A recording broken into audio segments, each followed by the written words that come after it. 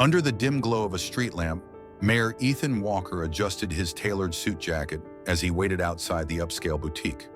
The store had long been closed for the evening, its darkened windows reflecting the empty street. Ethan glanced at his watch, then his phone, growing increasingly impatient. His assistant Greg was running late again.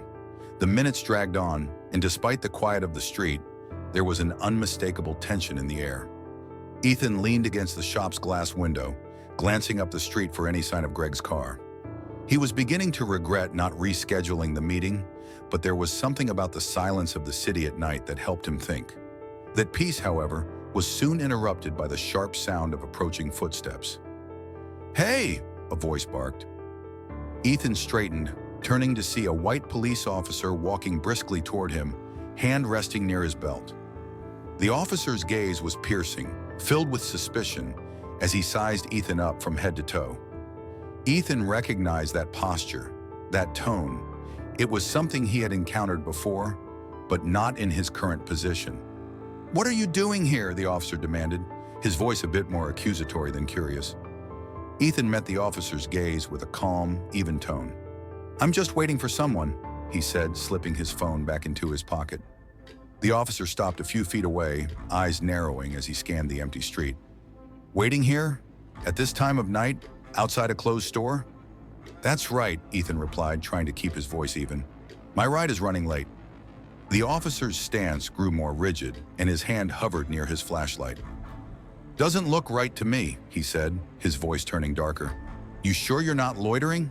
Maybe up to something else?" Ethan felt his irritation begin to rise, but he maintained his composure. "I'm not loitering. I'm just standing here, waiting for a ride. Nothing more." The officer's lips twisted into a half smile, though it held no warmth. "Standing around in a suit, huh? What's the occasion? Trying to make yourself look important?" Ethan could feel the sting of the officer's words, but he kept his tone steady. "I'm just waiting, officer. There's nothing else going on here." The officer took a step closer, his presence looming. "Doesn't seem like it. You don't exactly blend in around here, standing by yourself at this hour. Are you sure you're not trying to break into something?" Ethan's pulse quickened. He had been in situations like this before, where reason didn't matter, and assumptions spoke louder than explanations. But he knew how to handle this. Still, he couldn't help the flicker of annoyance that tugged at him. "There's no need for accusations," he said, keeping his voice controlled. "I'm not breaking into anything. I told you, I'm just waiting for my ride." The officer stood firm, his eyes locked on Ethan's. "You got any ID on you?"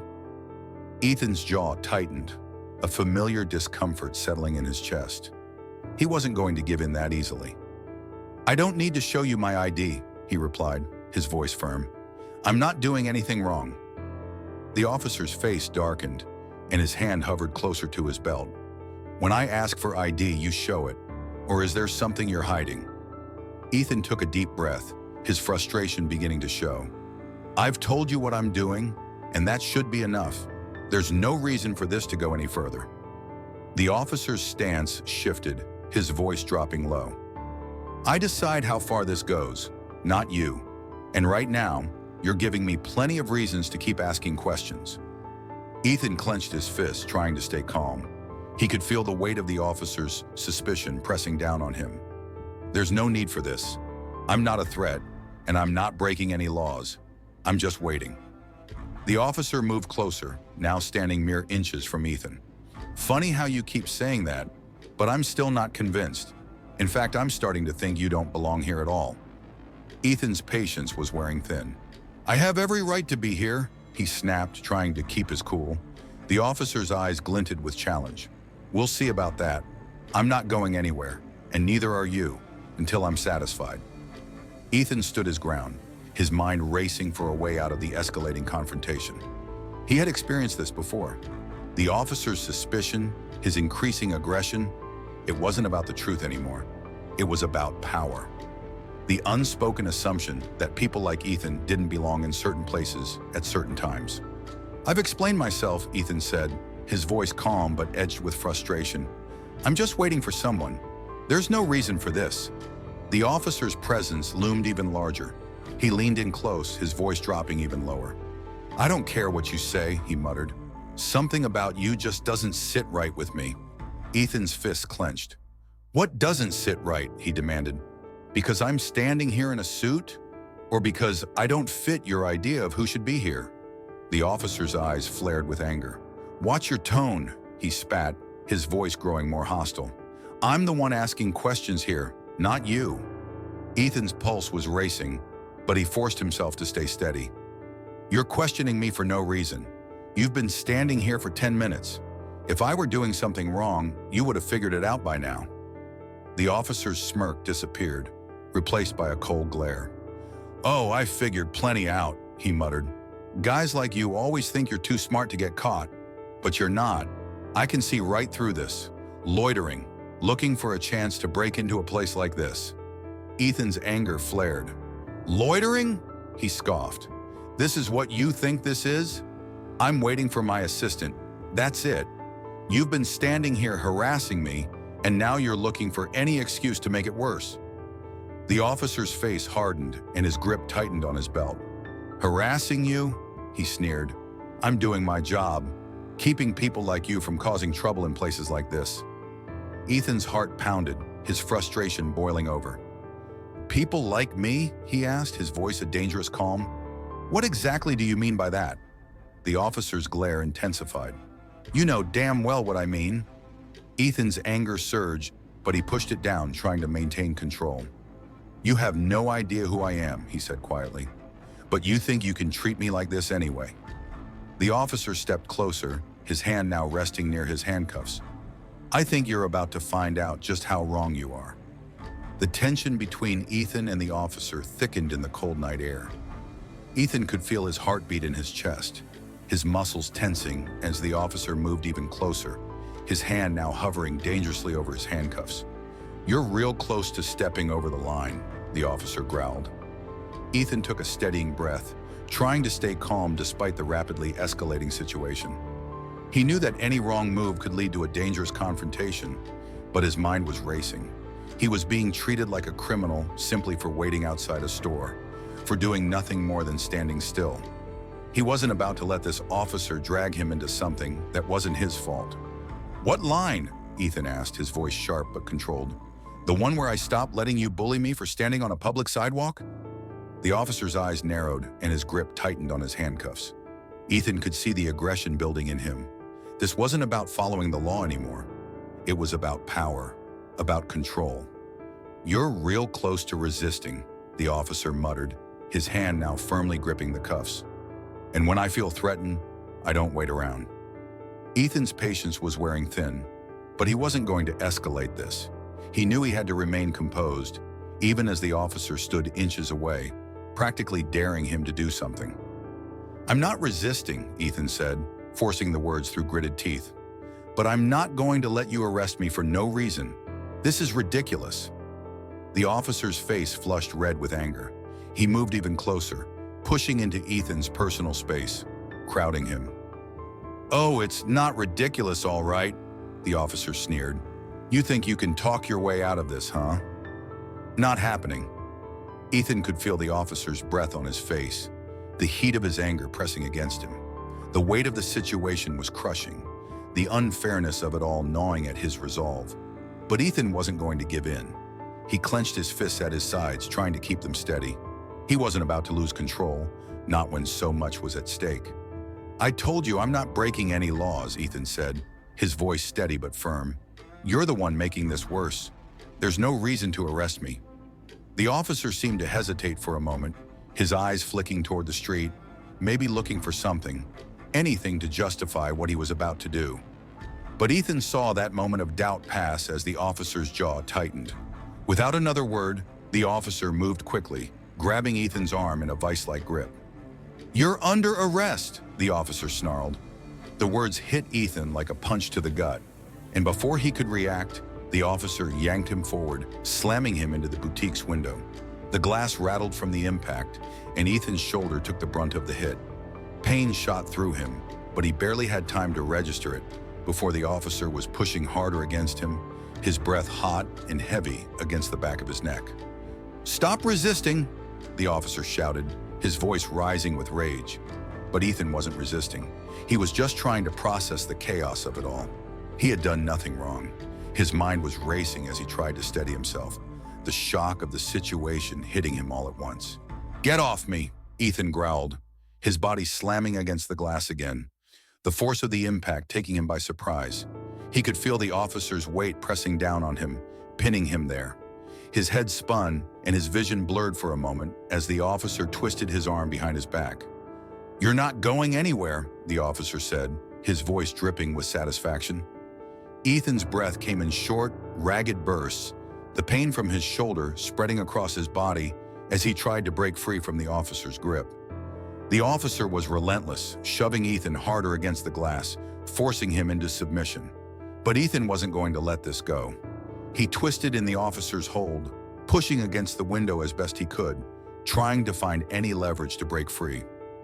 "I haven't done anything wrong," Ethan protested, his voice rising despite the effort it took to push through the pain and shock. "You can't just do this to me." The officer ignored him, his grip tightening on Ethan's arm, forcing him to stay in place. With one swift, brutal motion, the officer swung his fist, landing a punch squarely on Ethan's jaw. The force of the hit sent Ethan stumbling backward, his vision flashing white as pain exploded across his face. The sting of the blow reverberated through him, and for a brief moment he felt disoriented, his mind scrambling to process the rush of pain.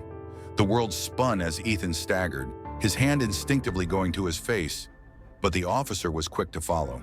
He grabbed Ethan by the arm again, this time with even more force, slamming him back against the window. The impact left Ethan breathless, his chest pressing against the cold glass, and the pain from the punch still lingering in his skull.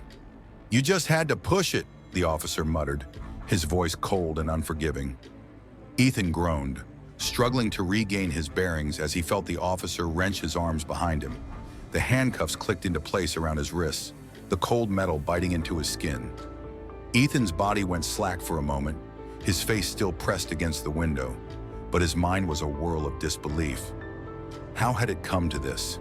He had been waiting for a ride, just like he said. He hadn't resisted. And yet, here he was, cuffed and pinned against a glass window, assaulted by the very person who was supposed to protect him. The officer gave him one last shove, forcing him toward the pavement. Ethan stumbled, barely managing to catch himself before his knees hit the ground. His breath was ragged, his body aching from the rough handling. His face throbbed where the officer's punch had landed, and his mind raced as the adrenaline surged through him. How had this happened? How had it escalated so quickly? "You're going to learn your lesson," the officer snarled, pushing Ethan roughly to the ground. But Ethan didn't back down. He couldn't. He wouldn't let this go. Despite the pain, despite the chaos, he managed to gather his thoughts, focusing on the one thing he knew for sure. This wasn't over, not by a long shot. Ethan's heart was still pounding in his chest as he was shoved to the ground. His wrists throbbed from the tight handcuffs, and his jaw still ached from the punch. The world felt as though it was spinning, the night air cold against his skin, mingling with the heat of anger and frustration building inside him. He had been humiliated, assaulted, and treated like a criminal, yet he had done nothing wrong. The officer stood over him, his breathing heavy, his hands still hovering near his belt, ready to react at a moment's notice. Ethan's head buzzed with disbelief, but he forced himself to focus. He needed to stay calm, needed to think clearly. He had been in tight situations before, but this felt different. As he lay there trying to steady himself, a thought cut through the fog in his mind. He could still fix this. He could still make the officer realize what he had done. Ethan drew a deep breath and looked up at the officer, meeting his eyes. "You made a mistake," Ethan said, his voice cold but steady, despite the burning anger inside him. "You need to check my ID." The officer's face contorted in confusion for a moment. "What do you mean?" he asked, clearly thrown off by the unexpected request. Ethan remained calm, his eyes unwavering. "I told you I'm just waiting for my assistant. If you check my ID, you'll realize who I am. I think it's time you know exactly who you've just assaulted." The officer hesitated. His gaze flickered between Ethan and the street, his hand still hovering over his belt. It was clear he wasn't sure whether to comply or not. Ethan's heart was pounding, but he knew this was the key moment. The officer had to understand the magnitude of what he'd done. "I'm not playing around," Ethan added, his tone cutting through the night air. "Check my ID. You're going to want to know who you've just handcuffed before this goes any further." The officer froze, his hand still on the cuffs. Ethan's words hung in the air, the tension so thick it was almost suffocating. Finally, after what felt like an eternity, the officer reached into Ethan's pocket and pulled out his wallet. He opened it quickly, the motion stiff, and retrieved the ID inside. For a brief moment, the officer stared at the ID, confusion flashing across his face.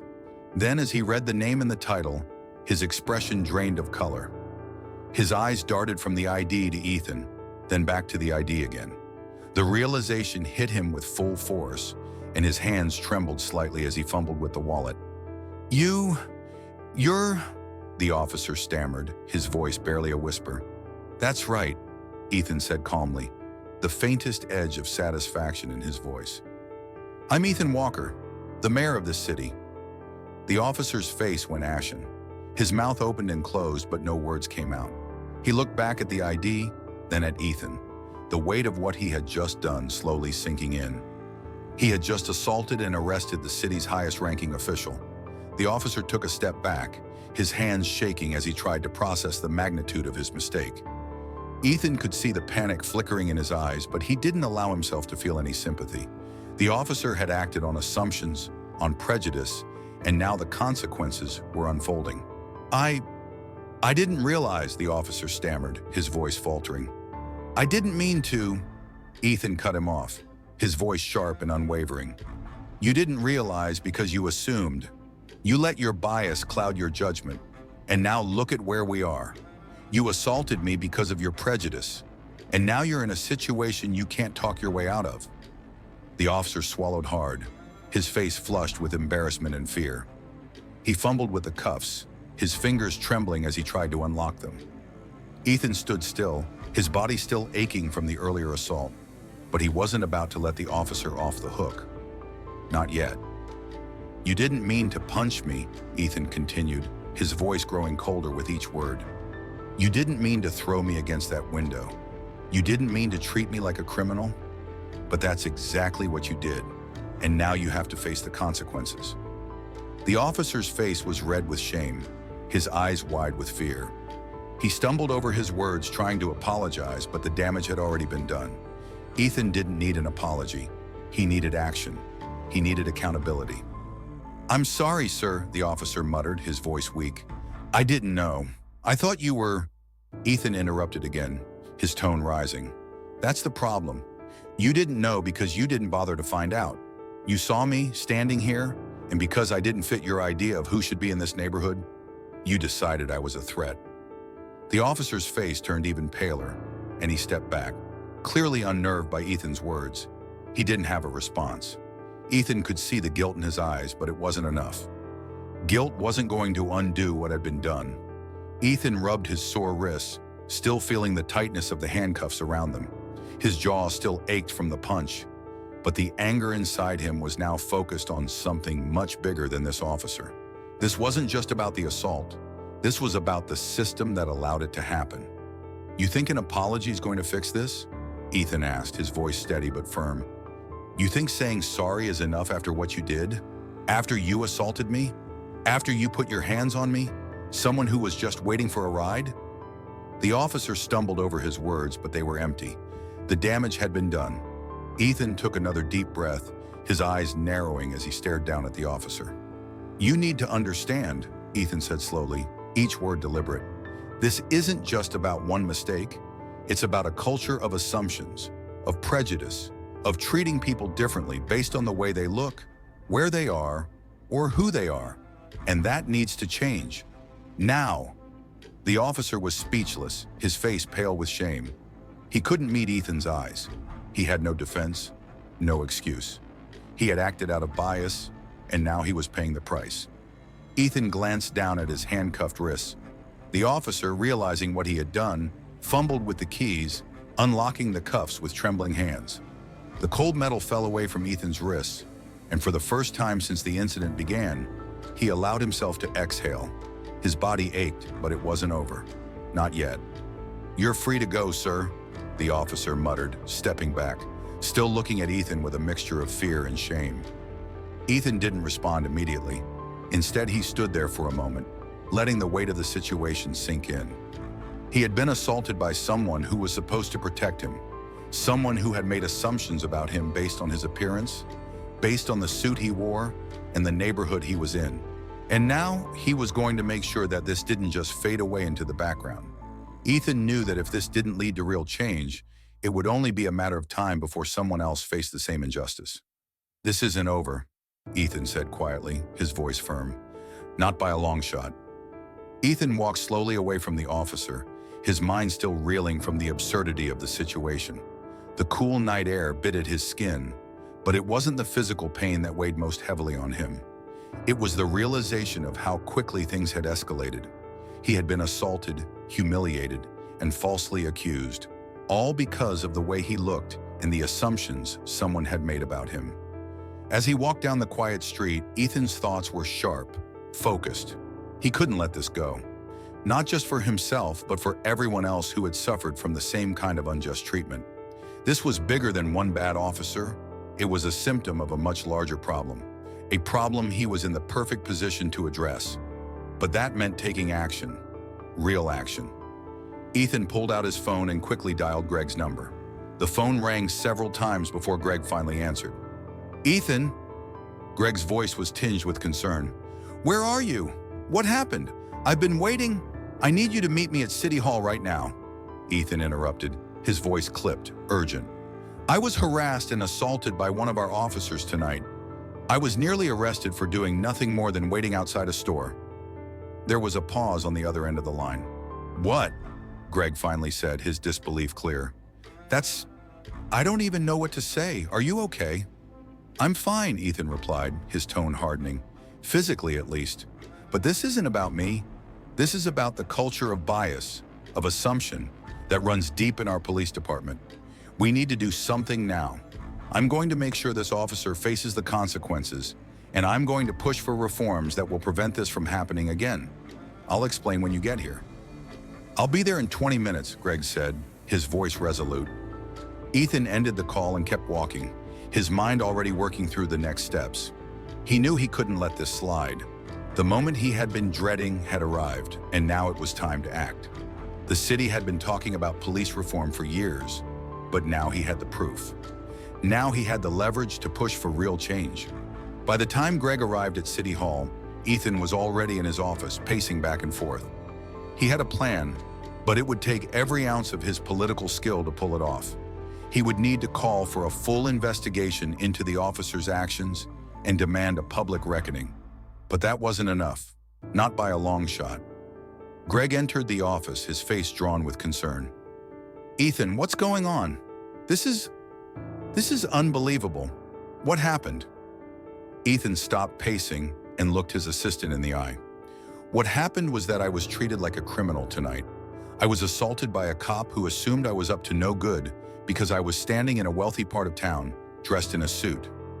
This wasn't just a random incident, Greg. This is part of a much bigger problem. Police bias, racial profiling, and a department that's more interested in protecting its own than holding anyone accountable." Greg nodded grimly, understanding the gravity of the situation. "So, what's the plan?" "The first step is making sure this officer is held accountable," Ethan said. "I've already got his badge number. I'll file a formal complaint with the police department tomorrow morning. We'll make sure the investigation is thorough, but it needs to be transparent. We can't let this be swept under the rug." Greg's eyes sharpened. "And after that?" "After that, we go public," Ethan replied firmly. "We can't let the public think this is just a one-off.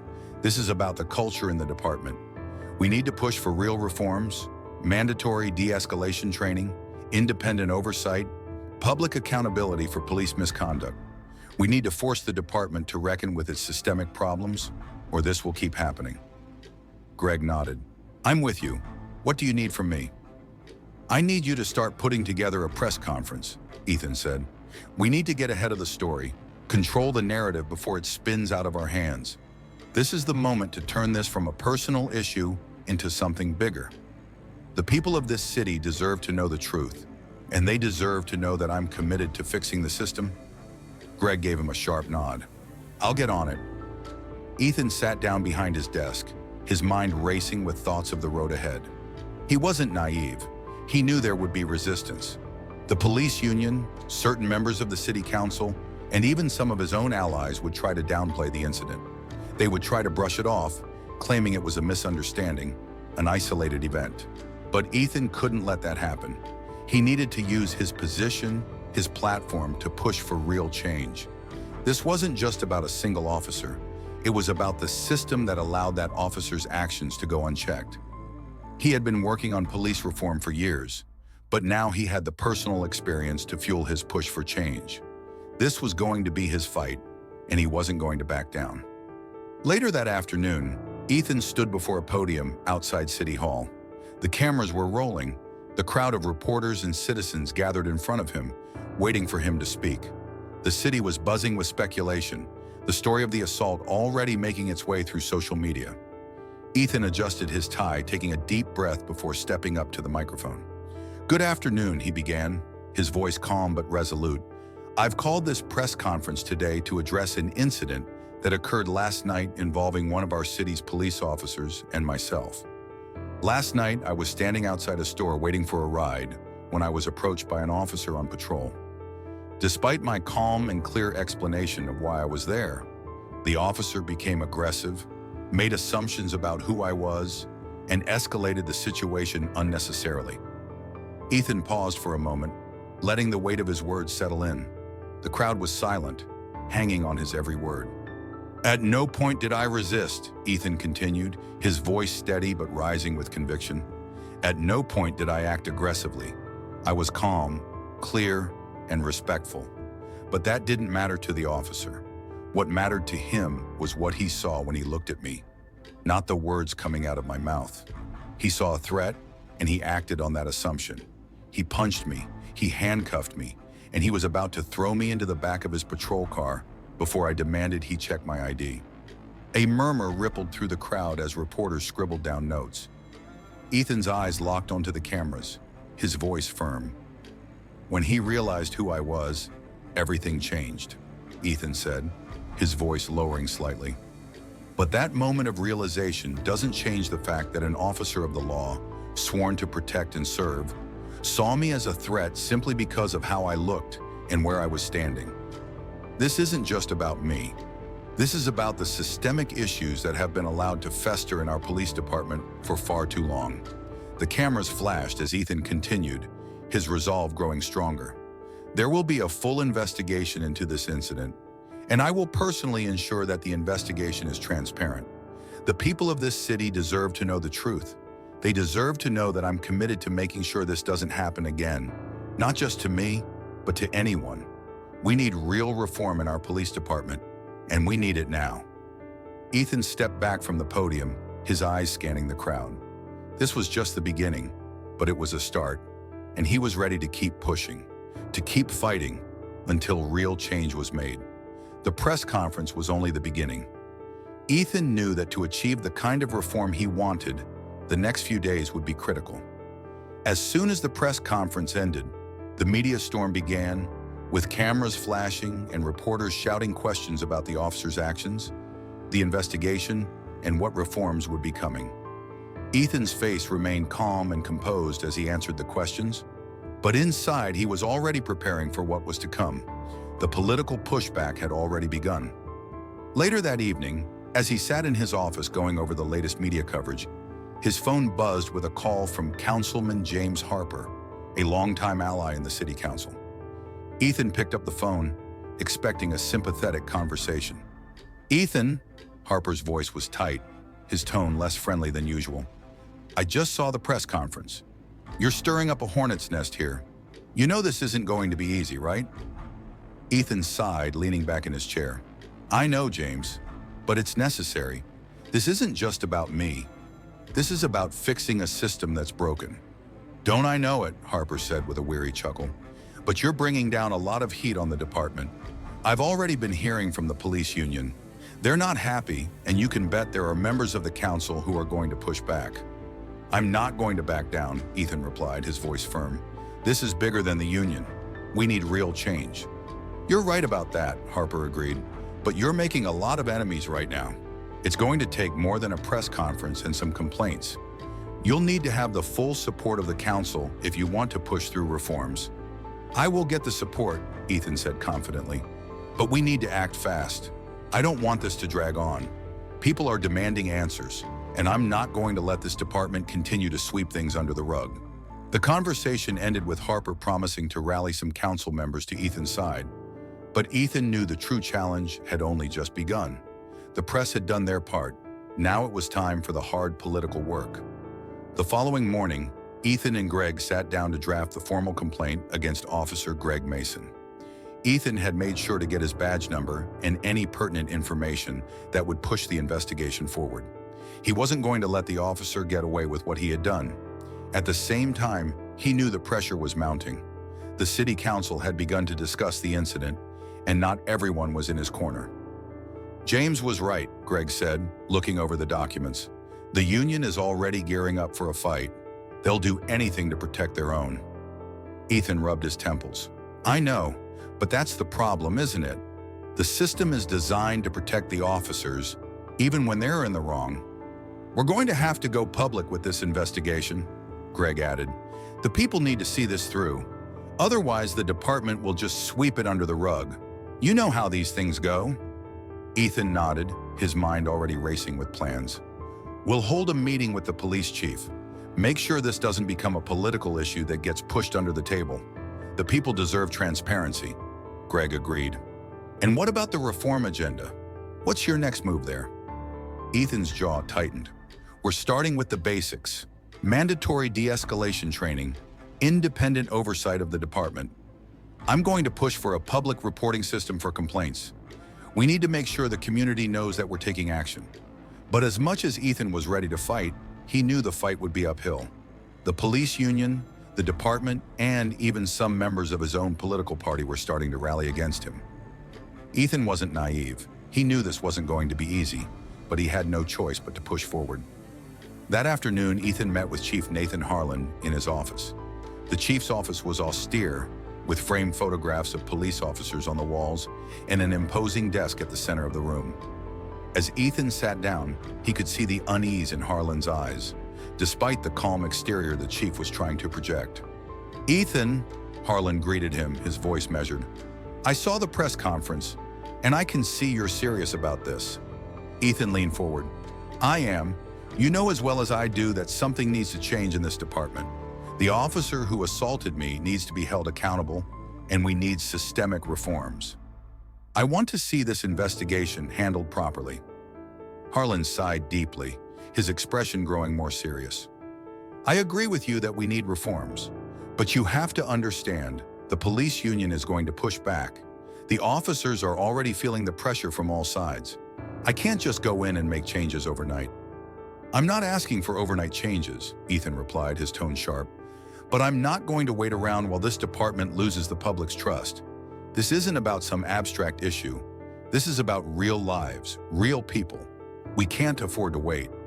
Harlan shifted in his seat, clearly uncomfortable. You know, Ethan, I've been with this department for over 30 years. I understand the problems, but these things take time. I can't just dismantle the department's procedures and expect everything to fall into place. Ethan's patience was wearing thin. You don't get it, do you? This isn't about fixing things slowly. It's about ensuring that no one else is treated the way I was last night. We need transparency. We need accountability. And if you're not willing to deliver that, I will. There was a long pause before Harlan spoke again, his voice quieter. I'll do what I can, but I can't promise you miracles. This is a big issue, and the pressure from the union. Then let the union push back, Ethan interrupted. We're not backing down. The people deserve better than this.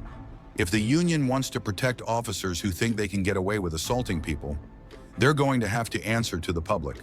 Harlan looked at Ethan for a long moment before nodding slowly. I understand, but you're right.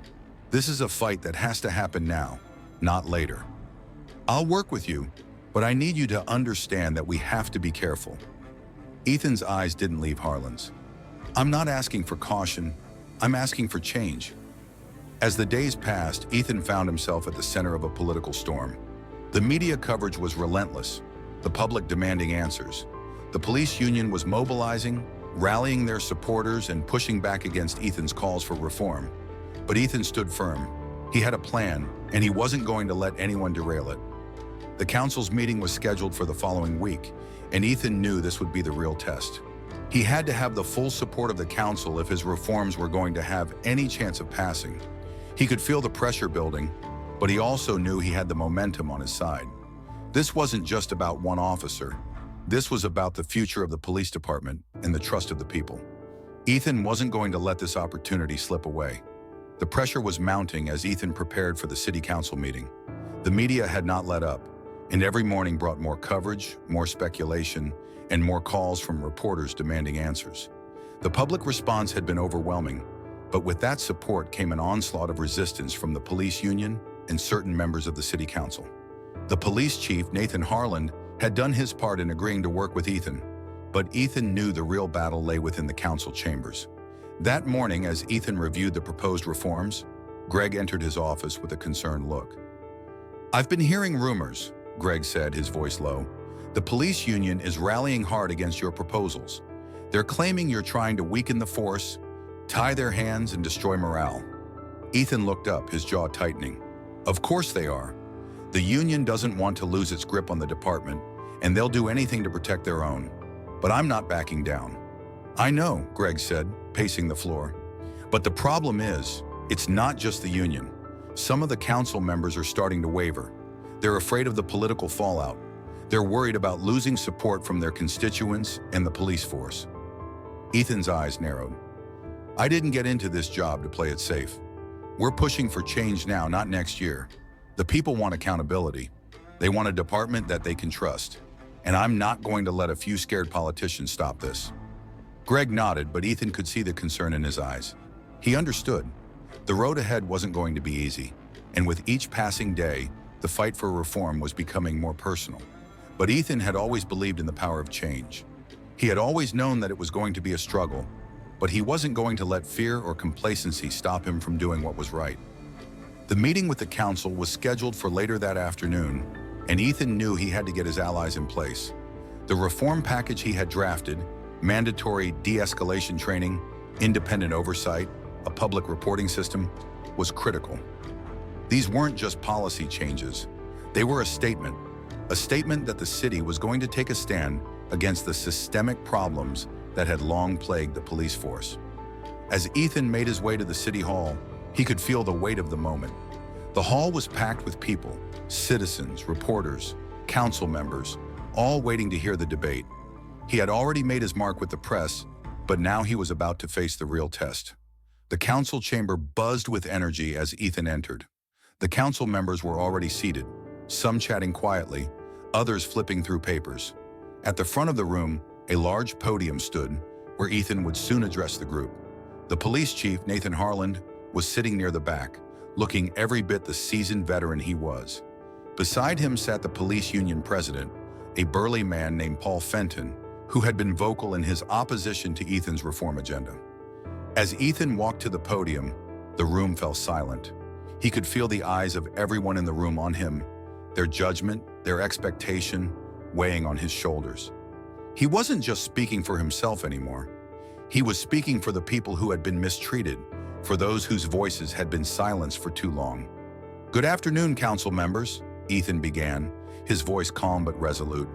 "Thank you for gathering today to discuss the future of our police department. As you know, last week I was the victim of a violent and unnecessary encounter with one of our officers. I was treated like a criminal simply for standing on a public sidewalk. The officer, Greg Mason, acted on assumptions and biases, and I was assaulted as a result." He paused for a moment, letting the weight of his words settle in the room. A few council members exchanged uneasy glances, and Ethan could feel the tension rising. This was only the beginning. "This isn't just about me," he continued. "This is about a systemic problem within our police department. It's about the kind of culture that allows officers to make assumptions based on appearance, on race, on status. This is about a system that allows officers to treat citizens like criminals without cause. and it's about a system that too often protects the officers responsible rather than holding them accountable. He looked directly at Chief Harlan, who avoided his gaze. I've called for a full investigation into Officer Mason's actions, and I'm committed to making sure that investigation is transparent and thorough. But this is not just about one officer. This is about the future of our police department. Ethan turned back to the council. We cannot continue to allow this kind of behavior to go unchallenged. We cannot allow the people of this city to live in fear of the very people who are supposed to protect them. We need reform, and that reform starts with these three proposals: mandatory de-escalation training for all officers, an independent oversight committee to review complaints of misconduct, and a public reporting system that will ensure transparency and accountability. The room was quiet, the air thick with the weight of his words. He knew the council members were already preparing their arguments, but he also knew that public pressure would be on his side. The people had spoken. They wanted change. The first to speak was Councilwoman Sarah Green, a moderate who had often been sympathetic to Ethan's policies, but had her reservations when it came to the police department. I understand your frustration, Ethan, she began, but these proposals, especially the independent oversight, are going to be a hard sell. The police union is already pushing back, and we're hearing from constituents who are worried that these changes will undermine the department. Ethan's eyes locked on hers. Sarah, I'm not asking for us to dismantle the department. I'm asking for us to hold it to the standards it's supposed to uphold. The department cannot reform itself from the inside. We need external oversight to ensure accountability, especially when it comes to racial bias and the use of excessive force. Councilman Robert Jackson, a staunch ally of the police union, stood up next. You can't just make these sweeping changes without consulting the department and its officers, he said, his voice rising. Officers put their lives on the line every day. They need to know that they have the support of the city, not be micromanaged by a committee that doesn't understand what they do. Ethan's jaw tightened, but he didn't back down. Robert, the officers who are doing their jobs right have nothing to fear. It's the ones who think they can get away with abusing their power who should be worried. This isn't about micromanaging. It's about creating a system that holds every officer accountable, no matter their rank or position. The debate went on for hours, with the police union's representatives pushing back against the proposed reforms at every turn. But as the hours passed, Ethan saw cracks in the opposition. Councilwoman Green seemed to soften, and a few other members began to voice their support for the proposed changes. By the time the meeting came to a close, Ethan felt cautiously optimistic.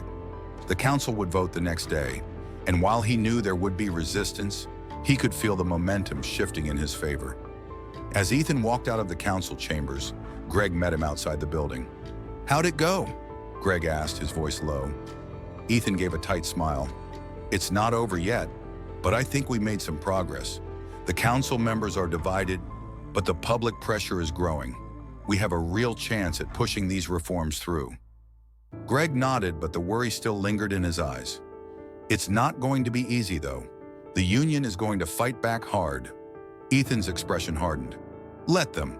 The people deserve better, and I won't stop until they get it." As they walked back to the car, Ethan knew the battle wasn't over. But for the first time, he felt like he had the momentum on his side. The changes he had been fighting for were closer than ever, and he wasn't going to let anything stand in his way.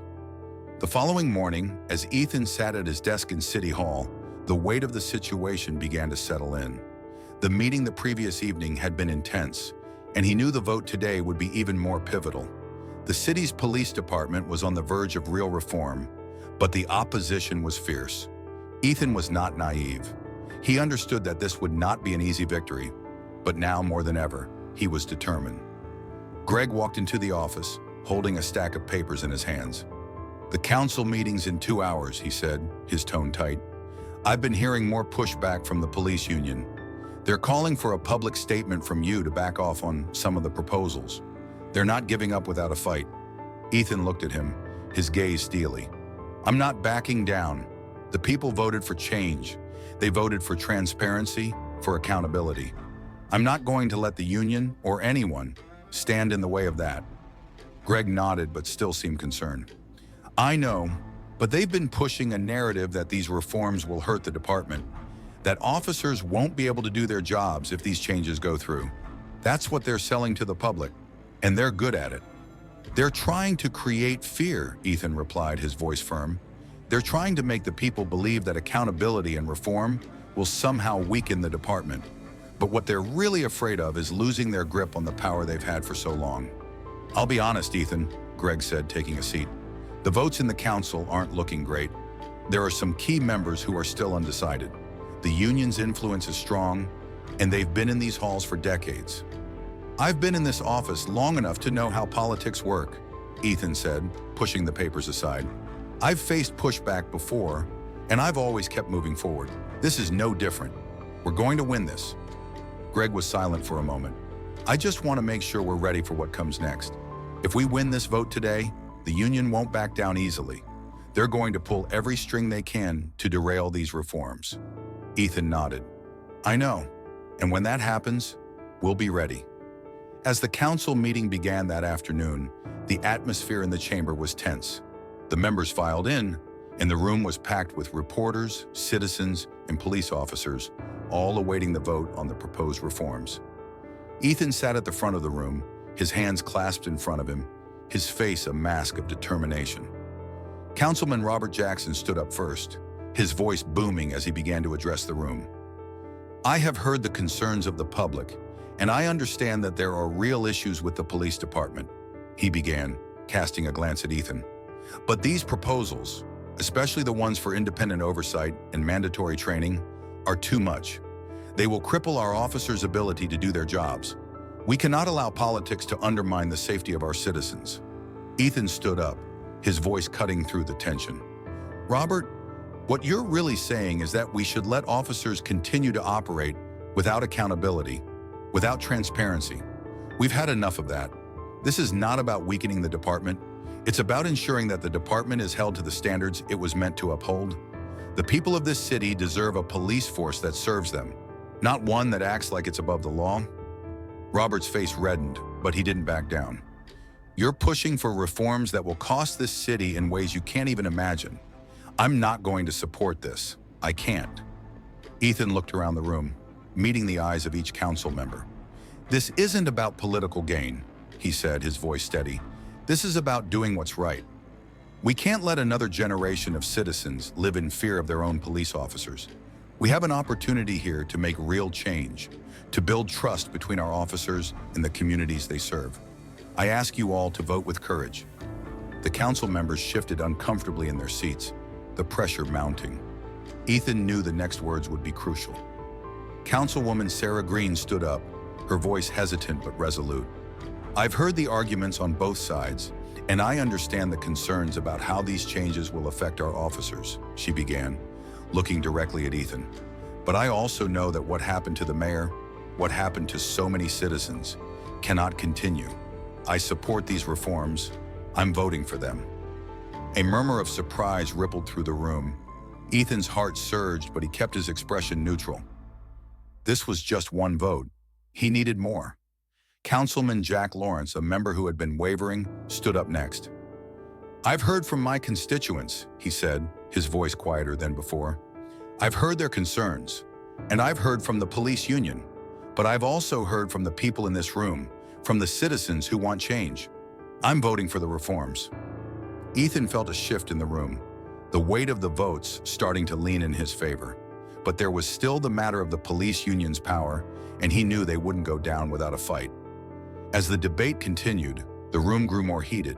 The union president, Paul Fenton, took to the floor, his voice brimming with frustration. This is a direct attack on the police department, he shouted. These reforms will endanger the lives of our officers and the public. You're asking us to let criminals get away with their actions by taking away the tools we need to do our jobs. Ethan stepped forward, his voice cutting through Fenton's tirade. What I'm asking for is a police department that operates within the bounds of the law. I'm asking for accountability. The people don't want officers who think they can act with impunity. We need a department that serves and protects, not one that bullies its own citizens. The tension in the room was palpable. Ethan's words had struck a chord, but the battle was far from over. Fenton glared at him, but Ethan held his ground. This was the turning point. and he was determined not to back down. Finally, the vote was called. Ethan's pulse raced as the council members cast their ballots. One by one, they stood and voted, and the results were read aloud. By a vote of 7-5, the motion passes, the council clerk announced. The room erupted into applause, some members rising to their feet while others remained seated, still processing the outcome. Ethan's heart pounded in his chest, but a wave of relief washed over him. It was done. The reforms had passed. The city was on its way to real change. Later that evening, as Ethan stood on the steps of City Hall, the weight of the victory began to sink in. The media had gathered outside, and the cameras flashed as Ethan addressed the crowd. "This is a victory for the people," Ethan said, his voice ringing out. "This is a victory for transparency, for accountability, and for justice. We've taken the first step toward a police department that serves the people, not itself. But this is just the beginning. The work is far from over. We're going to continue pushing for change until every citizen in this city feels safe and respected." The crowd erupted into applause, and Ethan allowed himself a moment to bask in the victory. But he knew the real work had just begun. The union would fight back, the department would resist, but he wasn't going to stop until the job was done. The excitement of the victory still lingered in the air as Ethan walked out of City Hall that evening. The press was swarming around, microphones thrust forward, cameras flashing. It felt like a moment of triumph, but he knew it wasn't the end. It was just a step forward in a much larger fight, one that wouldn't be easy and one that wouldn't be over anytime soon. As Ethan made his way to the car, Greg was already waiting, his expression a mixture of relief and concern. "You did it," Greg said with a small smile. "You got the reforms through. I can't believe it." "I can," Ethan replied, his voice firm. "But it's not over yet. The hard part is just beginning." Greg's smile faltered slightly. "You're right. The union's already making noise, and I'm sure there's more to come. We've won the vote, but now we need to make sure these reforms get implemented, and we need to hold the department accountable." Ethan nodded, his eyes focused ahead as they walked to the car. "I'm not going to let them undo this. I've been talking about reform for years, and now I've got the leverage to make it happen. We need to stay ahead of the narrative. We can't let the police union spin this as something that's bad for the city." Greg opened the car door for Ethan, but before he could get in, Ethan paused and looked out over the city. The streets were quieter now, the hum of the evening settling in. But in the back of his mind, he knew there was still so much work to be done. The police department had been granted the benefit of the doubt for too long, and now they would be forced to change. Ethan had made sure of that. The next few weeks passed in a whirlwind. The media coverage of the reforms continued, but it wasn't always kind. The police union had launched a full-blown campaign, pushing back against the changes and claiming they were too extreme. The union president, Paul Fenton, had become a vocal critic, appearing on news programs, speaking to local reporters, and rallying his base against the mayor's agenda. But Ethan didn't back down. He continued to push for transparency and accountability, meeting with community leaders, activists, and council members to ensure the reforms were being followed. The pressure was immense, but he knew this was a fight worth having. There were some wins too. The public reporting system was already being set up, and the first round of de-escalation training was scheduled to begin within the next month. Ethan knew these were small victories, but they were victories nonetheless. He was pushing the needle in the right direction, and the momentum was on his side. One morning, as Ethan was preparing for a meeting with the police chief to review the progress of the reforms, his phone rang. It was a familiar number, Councilwoman Sarah Green. Ethan had always respected Sarah for her fair-minded approach to politics, and he knew if she was calling, it was important. "Ethan," Sarah began, her voice tense, "I've been hearing some things. The union's not giving up, and they've got a lot of people in the council still on their side. Some of them are calling for a public statement from you to back off from the oversight proposals. They're worried it's going to lead to a full-blown war between the department and the city." Ethan rubbed his forehead. He had expected this kind of pushback, but it didn't make it any easier to deal with. "I'm not backing down," he said firmly. "We've already made too much progress to turn back now. I'm not going to let the union or anyone else dictate the pace of change. I know you're not going to back down, but you need to be careful, Sarah cautioned. The union's playing a long game here, and they're going to keep stirring the pot. If we're not careful, this could turn into a full-blown political crisis. Ethan took a deep breath. He knew Sarah was right. The political pressure was growing, and the battle for police reform was far from over. But he couldn't afford to back off. Not now. Not when they were so close. I'll be at the council meeting this afternoon, Ethan said. We're going to address the concerns head-on. I'm not going to let this department go back to the way it was. Sarah was silent for a moment. Just be careful. There's a lot more at stake than just your agenda. We can't afford to lose the support of the council, especially with everything going on in the city right now. I'll keep that in mind, Ethan replied. But I'm not stopping. The reforms are happening, and they're happening now. As Ethan entered the council chamber that afternoon, the atmosphere was tense. The opposition had been growing, but he could feel the energy in the room shifting. Some council members were already speaking out against the police union's stance, citing the growing public support for the reforms. Ethan stood at the front of the room, feeling the weight of the moment settle on him. He had fought for this. He had fought for the reforms, for the transparency, for the accountability. And now, with the public watching, it was time to ensure the changes went through. The council meeting was called to order, and Ethan took the podium. He knew this would be another fight, but he also knew he had the people on his side. He had built momentum, and he wasn't about to let it slip. Good afternoon, council members, he began, his voice steady. As you know, the police union has been vocal in its opposition to the reforms we've put in place. They've claimed that these changes will hurt the department, that they will make our officers less effective. But let me be clear, this isn't about weakening the police department. This is about making the department better. This is about creating a system that works for the people. He paused, letting his words sink in. He could feel the eyes of the council on him, some skeptical, some supportive. The reforms are here to stay, he continued. We will not be swayed by fear tactics or by pressure from those who would rather see the status quo continue. This city deserves better, and I will not back down. Ethan's voice grew more passionate. We've already begun implementing the changes. The public reporting system is in place. De-escalation training begins next month. We've made progress, and we will keep pushing forward.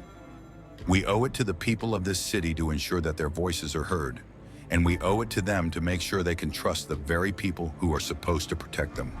The room was silent for a moment before Councilwoman Sarah Green stood up, her voice clear and firm. I support the mayor's reforms. It's time for us to stand with the people, not with those who want to protect the old system of secrecy and unchecked power. The shift in the room was palpable. Slowly, more council members began to speak out in support of the reforms. The opposition from the police union was beginning to lose its grip, and Ethan knew they were closer than ever to making real change happen. By the time the meeting ended, Ethan had secured the votes he needed. The reforms were solidified, and now it was time for the real work to begin. The city had taken a significant step forward, but Ethan knew that true change was a marathon, not a sprint. As he walked out of City Hall that night, the streets felt different. The air was still, but there was a sense of optimism in the air. Ethan had won a battle, but he knew the war for justice and reform was far from over. The days following the council meeting felt surreal to Ethan. The battle had been long, and though they had won, the war for lasting change was far from over. The city had passed his reform agenda, but now came the real work, ensuring that those reforms were not only implemented, but adhered to. The police union, while losing ground, was still a powerful force, and Ethan knew the public scrutiny would only intensify as the changes began to take root.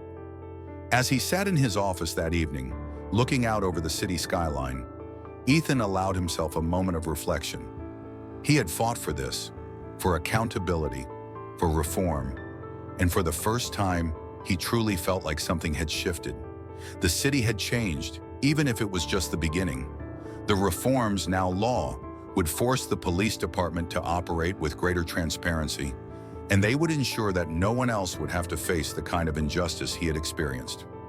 The phone on his desk buzzed, pulling him from his thoughts. It was Greg. Ethan, I've got some good news, and Greg said, his voice upbeat. The first batch of de-escalation training is set to begin next week. We're ahead of schedule. The police chief is pushing for full cooperation now, and it seems like most officers are willing to at least give it a shot. They know they have no choice. Ethan smiled, a small but genuine smile. That's great news, it's a start. But we can't let our guard down. The union's not done yet. They're going to keep trying to undermine this. They'll find a way to stall if they can. I know, Greg replied, but this is progress, Ethan, real progress. We're moving forward, and we've got the support we need to keep pushing. You've got the people on your side. They're watching, and they're not going to let the department backslide. Ethan leaned back in his chair, his eyes focusing on the distant lights of the city. I won't let them. This city deserves better, and I'm going to make sure they get it. We've got a lot of work ahead of us, but for the first time in a long time, I think we've got the momentum on our side. The next morning, as Ethan walked into his office, there was a new sense of purpose in his step. The battle for the city's future had just begun, but the first step had been taken. The reforms were in motion. The de-escalation training would begin, and the public reporting system was already being developed. But Ethan knew this was only a start. Changing a system as entrenched as law enforcement wouldn't happen overnight. Ethan's focus shifted to the long-term work of ensuring that these reforms took root and became part of the department's culture. The public would need to be kept in the loop, aware of how the changes were being implemented and what kind of progress was being made. He wasn't going to let the police department become complacent again. And just as importantly, Ethan knew that this was not just about policing. It was about creating a more just, more equitable city for everyone, where power was held accountable, where every citizen could walk the streets without fear of being mistreated by those sworn to protect them. Ethan's thoughts were interrupted by a knock on the door.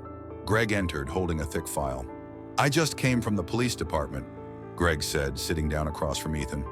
The first training session is being scheduled, and they're already working on implementing the new reporting system. I've also got an update on the community outreach program. There's a lot of enthusiasm, but we need to make sure it stays that way.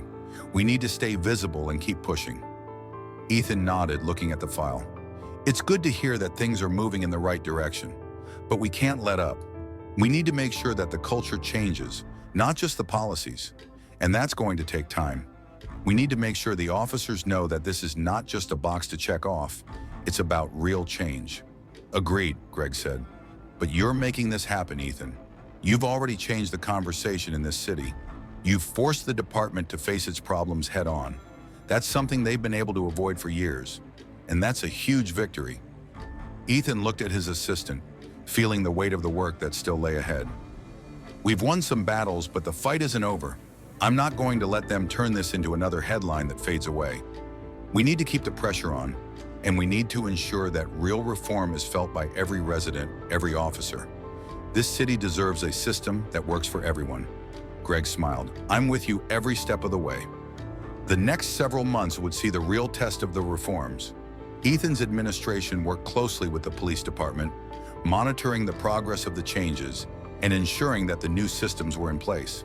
The de-escalation training became mandatory for every officer, and the oversight committee began reviewing past complaints and misconduct cases. The work was grueling, and there were setbacks along the way. The union fought back at every turn, attempting to stall implementation and claiming that the reforms were too restrictive. But Ethan stood firm. He had the support of the people, and he had the resolve to see this through. By the end of the year, the results were starting to show. Complaints of police misconduct had decreased, and there was a noticeable shift in the way officers interacted with the community. The city had made real progress toward becoming the kind of place Ethan had always envisioned, a city where power was held accountable, where the rights and dignity of every citizen were respected. And as Ethan stood on the steps of City Hall one crisp morning, looking out at the city he had sworn to serve, he felt a sense of pride. He had fought for change, and while it had been hard-earned, it was real. The work wasn't done, but the city was on the right path. The road ahead would be long, but Ethan was ready for it. He had no intention of stopping until the reforms were embedded in the heart of the city, until the people could walk the streets with the certainty that they were being treated fairly and with respect. And that was just the beginning.